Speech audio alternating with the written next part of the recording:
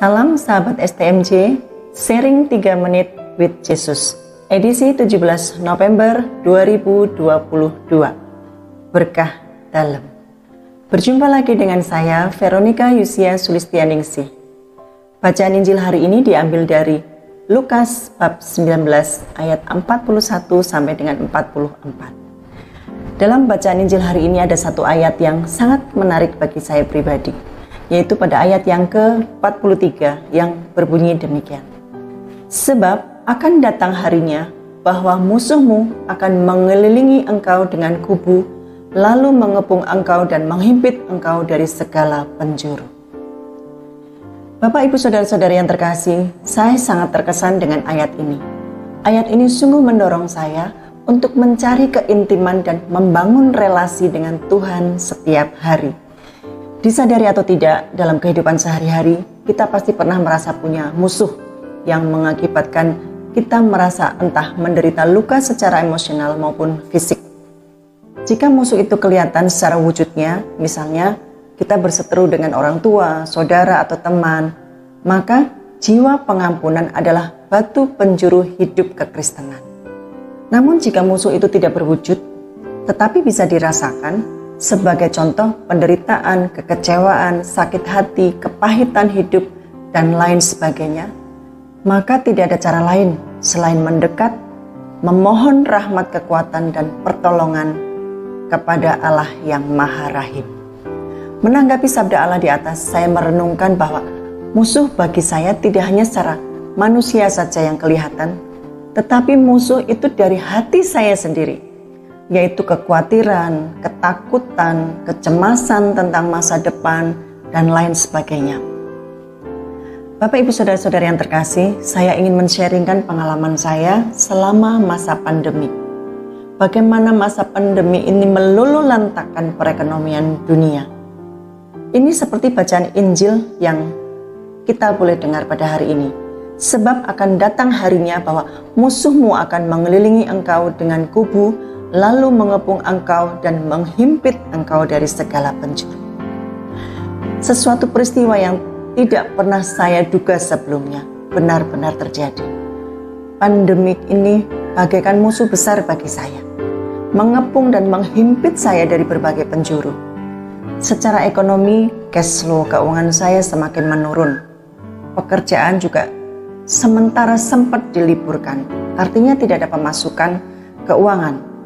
Bertahan hanya dengan tabungan yang semakin hari semakin menipis dan habis. Bahkan kami sekeluarga pun harus menderita COVID dengan segala kesakitan dan perasaan was-was serta ketakutan yang luar biasa. Situasi yang mencekam pada saat itu ditambah beban ekonomi yang semakin sulit membuat saya semakin stres dan tidak bisa berbuat apa-apa lagi selain pasrah dengan keadaan. Terbesit dalam pikiran saya mempertanyakan keberadaan Tuhan. Di mana Tuhan pada saat saya betul-betul terpuruk? Apakah tidak peduli dengan kondisi yang saya alami? Ternyata sikap saya yang seperti ini membuat saya semakin stres dan semakin sakit hati dengan keadaan. Hal ini pun membuat penyakit saya semakin bertambah parah. Hingga pada suatu saat saya dikuatkan dengan salah satu firman Tuhan yang boleh saya dengar. Mengucap syukurlah dalam segala hal, sebab itulah yang dikehendaki Allah di dalam Kristus Yesus bagi kamu. Saya dapatkan itu di 1 Tesalonika 5 ayat 18. Mungkin mudah bagi saya untuk mengucap syukur ketika keadaan sedang baik-baik saja. Tetapi alangkah sulitnya melakukan itu ketika saya berada dalam kondisi kesesakan. Saya mulai mencoba berdamai dengan keadaan, mengingat semua kebaikan Tuhan. Dalam kondisi sulit, ketika ada bahaya kelaparan, Tuhan masih memberkati saya dengan makanan.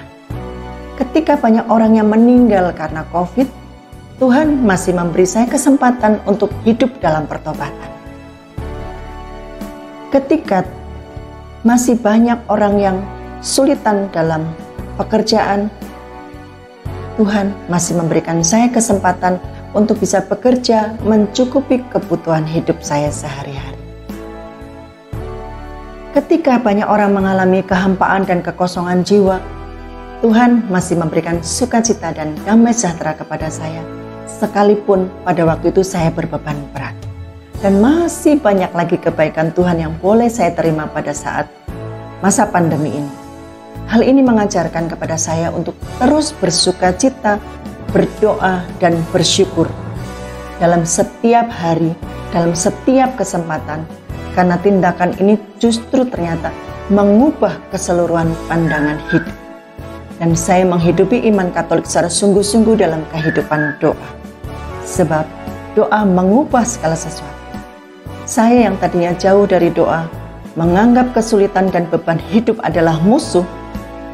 Sekarang karena pimpinan Roh Kudus, kesulitan dan beban hidup justru menjadi berkat untuk saya semakin intens bertemu dengan Tuhan dalam kehidupan doa. Dan bersyukur saya masih diberi kesempatan untuk bisa berbagi berkat kepada setiap orang yang saya jumpai. Bapak, Ibu, Saudara-saudari yang terkasih, demikian sharing yang boleh saya bagikan. Semoga menjadi berkat bagi kita semua. Berkah dalam